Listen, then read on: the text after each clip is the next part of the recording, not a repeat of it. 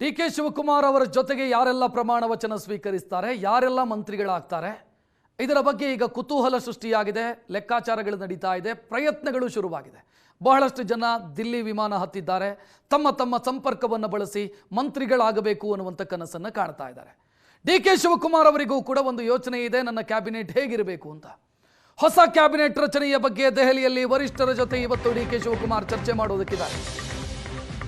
ಸಂಪುಟದ ಗಾತ್ರ including chief minister 34 ಮಂದಿ ಮುಖ್ಯಮಂತ್ರಿಗಳು ಸೇರಿ 33 ಜನರನ್ನ ಮಂತ್ರಿ ಮಾಡಬಹುದು. 15ರಿಂದ 20 ಜನ ಹೊಸಬರನ್ನ ತೆಗೆದುಕೊಳ್ಳೋದಕ್ಕೆ ಡಿ.ಕೆ. ಶಿವಕುಮಾರ್ ಯೋಚಿಸಿದ್ದಾರೆ. ಹೊಸಬರಿಗೆ ಅವಕಾಶ ಕೊಡಬೇಕು ಅಂತ. ಅದೇ ಮುಖಗಳು ಮತ್ತೆ ಮಂತ್ರಿ ಆದರೆ ಸರ್ಕಾರದಲ್ಲಿ ಹೊಸತನ ಬರಲ್ಲ. ಹೊಸಬರಿಗೆ ಅವಕಾಶ ಕೊಟ್ಟರೆ ಸರ್ಕಾರದಲ್ಲಿ ಹೊಸತನ ಬರುತ್ತೆ. ಮುಂದಿನ ಎಲೆಕ್ಷನ್ ಗೆಲ್ಲೋದಕ್ಕೂ ಕೂಡ ಅದು ಅನುಕೂಲ ಆಗುತ್ತೆ ಅಂತ ಡಿ.ಕೆ. ಶಿವಕುಮಾರ್ ಅವ್ರದ್ದೊಂದು ಲೆಕ್ಕಾಚಾರ.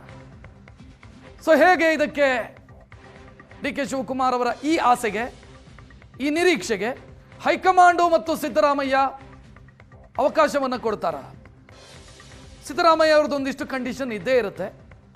ತಮ್ಮವರು ಮಂತ್ರಿಗಳಾಗಬೇಕು, ತಮ್ಮವರ ಹಿತ ಕಾಯಬೇಕು, ಈ ಎಲ್ಲ ಲೆಕ್ಕಾಚಾರಗಳಿದ್ದೇ ಇರುತ್ತೆ. ಹೈಕಮಾಂಡ್ ಇದ್ದು ಒಂದು ಯೋಚನೆ ಇರುತ್ತೆ, ಹಿಂಗಿರಬೇಕು ಕ್ಯಾಬಿನೆಟ್ ಅಂತ. ಸೊ ಹೇಗೆ ಮ್ಯಾನೇಜ್ ಮಾಡ್ತಾರೆ ಡಿ.ಕೆ. ಶಿವಕುಮಾರ್ ಅಂತ ಪ್ರಶ್ನೆ ಇರೋದು. ಹೊಸ ಸರ್ಕಾರದ ಸಂಪುಟ ಸೇರೋದಕ್ಕೆ ಮುಸ್ಲಿಂ ನಾಯಕರ ಮಧ್ಯೆಯೂ ಜಿದ್ದಾಜಿದ್ದಿ ಇದೆ. 3 ಮುಸ್ಲಿಂ ನಾಯಕರು ಸಚಿವ ಸ್ಥಾನ ಪಡ್ಕೊಳ್ಳಬಹುದು ಹೊಸ ಕ್ಯಾಬಿನೆಟ್ನಲ್ಲಿ. ಜಮೀರ್ ಅಹ್ಮದ್, ಸಲೀಂ ಅಹ್ಮದ್, ಯುಟಿ ಖಾದರ್ ಇವರು. ಇದರ ಜೊತೆಗೆ ಎನ್.ಎ. ಹ್ಯಾರಿಸು, ತನ್ವೀರ್ ಸೇಠು, ಕನಿಜಾ ಫಾತಿಮಾ, ಇಷ್ಟು ಜನರ ಹೆಸರು ಓಡಾಡ್ತಾ ಇದೆ. ಯುಟಿ ಖಾದರ್ ಮಿನಿಸ್ಟರ್ ಆಗೇ ಇದ್ದವರು ಕಳೆದ ಸರ್ಕಾರದ ಅವಧಿಯಲ್ಲಿ, ಅಂದರೆ 2013ರಿಂದ 18 ಸಿದ್ದರಾಮಯ್ಯ ಅವರ ಕ್ಯಾಬಿನೆಟ್ ಆರೋಗ್ಯ ಸಚಿವರಾಗಿದ್ದವರು. ತನ್ವೀರ್ ಸೇಠು ಮುಸ್ಲಿಂ ಸಮುದಾಯದ ಹಿರಿಯ ಶಾಸಕ, ಅತ್ಯಂತ ಹೆಚ್ಚು ಬಾರಿ MLA ಆಗಿರೋದು ಮುಸ್ಲಿಂ ಸಮುದಾಯದಲ್ಲಿ ಈಗಿರುವಂಥ ಶಾಸಕರ ಪೈಕಿ ತನ್ವೀರ್ ಸೇಠು. ಎನ್.ಎ. ಹ್ಯಾರಿಸು ಡಿ.ಕೆ. ಶಿವಕುಮಾರ್ ಅವರ ಆಪ್ತ ವಲಯದಲ್ಲಿ ಗುರುತಿಸಿಕೊಂಡವರು, ಶಾಂತಿನಗರದ MLA. ಮೊನ್ನೆ ಡಿ.ಕೆ. ಶಿವಕುಮಾರ್ ದಿಲ್ಲಿಗೆ ಹೋದಾಗ್ಲೂ, ದಿಲ್ಲಿಯಿಂದ ವಾಪಸ್ ಬಂದಾಗ್ಲೂ ಎನ್.ಎ. ಹ್ಯಾರಿಸ್ ಅಕ್ಕಪಕ್ಕದಲ್ಲೇ ಇದ್ರು. ಕನಿಜಾ ಫಾತಿಮಾ ಕಮರುಲ್ ಇಸ್ಲಾಂ ಅವರ ಪತ್ನಿ, ಇವರು ಕೂಡ ಮಂತ್ರಿ ಆಗಬೇಕು. ಮಹಿಳಾ ಕೋಟಾ, ಮುಸ್ಲಿಂ ಕೋಟಾ, ಇದೆಲ್ಲ ಲೆಕ್ಕಾಚಾರಗಳು ಇಟ್ಟುಕೊಂಡಿದ್ದಾರೆ. ಸಲೀಂ ಅಹ್ಮದ್ ಪ್ರಯತ್ನದಲ್ಲಿದ್ದಾರೆ. ಹೆಚ್ಚಿನ ಡೀಟೇಲ್ ನೀಡೋದಕ್ಕೆ ನಮ್ಮ ಪ್ರತಿನಿಧಿ ಮಾರುತೇಶ್ ನೇರ ಸಂಪರ್ಕದಲ್ಲಿ. ಮಾರುತೇಶ್, ಯಾರೇ ಮುಖ್ಯಮಂತ್ರಿ ಆದರೂ ಕೂಡ ನನ್ನ ಕ್ಯಾಬಿನೆಟ್ ಅಲ್ಲಿ ಎಂಥವ್ರು ಇರಬೇಕು ಅನ್ನುವಂಥ ಡಿಸೈಡ್ ಮಾಡುವಂಥ ಸಾಮರ್ಥ್ಯ ನನಗಿರಬೇಕು ಅನ್ನುವಂಥ ಬಯಕೆಯನ್ನು ಇಟ್ಕೊಂಡಿರ್ತಾರೆ. ಡಿ.ಕೆ. ಶಿವಕುಮಾರ್ ಅದರಿಂದ ಹೊರತಾಗಿಲ್ಲ. ಅವಕಾಶ ಸಿಗುತ್ತಾ ತನಗೆ ಬೇಕಾದ ರೀತಿಯಲ್ಲಿ ಕ್ಯಾಬಿನೆಟ್ ಮಾಡೋದಕ್ಕೆ? ರಕ್ಷತ್, ಈಗ ರಾಷ್ಟ್ರೀಯ ಪಕ್ಷಗಳಲ್ಲಿ ಆ ಸ್ವಾತಂತ್ರ್ಯ ಪೂರ್ಣ ಪ್ರಮಾಣದಲ್ಲಿ ಮುಖ್ಯಮಂತ್ರಿ ಆದವರಿಗೆ ಇರುತ್ತೆ ಅಂತ ಹೇಳೋದು ಕಷ್ಟ.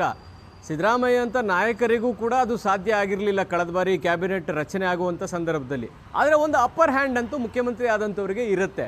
ಎಲ್ಲವೂ ಹೈಕಮಾಂಡೇ ತೀರ್ಮಾನ ಮಾಡೋದಿಲ್ಲ. ಮುಖ್ಯಮಂತ್ರಿ ಆದವ್ರಿಗೂ ಕೂಡ ಒಂದು ಹಂತಕ್ಕೆ ತಮ್ಮ ಕ್ಯಾಬಿನೆಟ್ ಹೇಗಿರಬೇಕು ಅನ್ನುವಂತಹ ರಚನೆ ಮಾಡಿಕೊಳ್ಳೋದಕ್ಕೆ ಪೂರ್ಣ ಪ್ರಮಾಣದ ಸ್ವಾತಂತ್ರ್ಯ ಇಲ್ಲದೆ ಇದ್ದರೂ ಕೂಡ ಒಂದು ವಿವೇಚನೆ ಯುಕ್ತ ಅಧಿಕಾರವಂತೂ ಇದ್ದೇ ಇರುತ್ತೆ. ಹಾಗಾಗಿ ಈ ಬಾರಿಯ ಕ್ಯಾಬಿನೆಟ್ ಯಾಕೆ ಕುತೂಹಲ, ಯಾಕೆ ನಿರೀಕ್ಷೆಗಳು ಜಾಸ್ತಿ ಆಗಿದ್ದಾವೆ? ಸಿದ್ದರಾಮಯ್ಯ ಇಲ್ಲದೇ ಇರುವಂತಹ ಕ್ಯಾಬಿನೆಟ್, ಸಿದ್ದರಾಮಯ್ಯನವರ ನೇತೃತ್ವದಲ್ಲಿ ಇಲ್ಲದೇ ಇರುವಂಥ ಕ್ಯಾಬಿನೆಟ್, ಡಿ.ಕೆ. ಶಿವಕುಮಾರ್ ಅವರ ಆಡಳಿತದಲ್ಲಿ ನಡೀತಾ ಇರುವಂಥ ಕ್ಯಾಬಿನೆಟ್.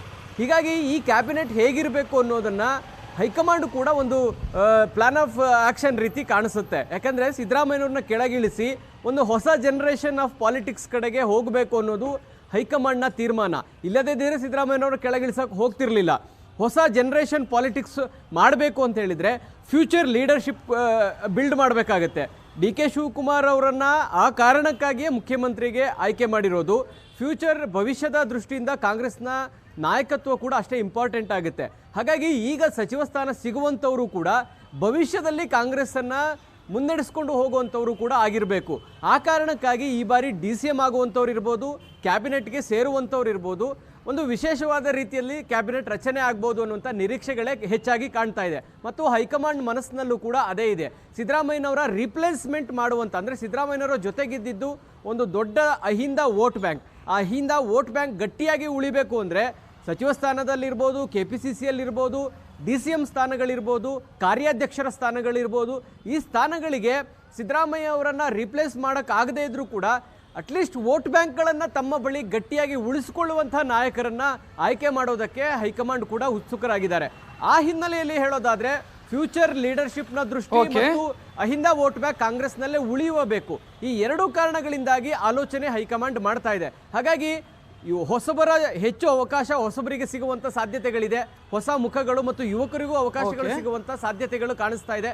ಹೈಕಮಾಂಡ್ ಅಳೆದು ತೂಗಿ ಈ ಕ್ಯಾಬಿನೆಟ್ ಅನ್ನ ರಚನೆ ಮಾಡುತ್ತೆ ಅನ್ನೋದು ಕೂಡ ಸ್ಪಷ್ಟವಾಗಿ ಗೊತ್ತಾಗ್ತಾ ಇದೆ. ರಕ್ಷತ್, ಥ್ಯಾಂಕ್ ಯು ಮಾರುತೇಶ್ ಮಾಹಿತಿಗೆ.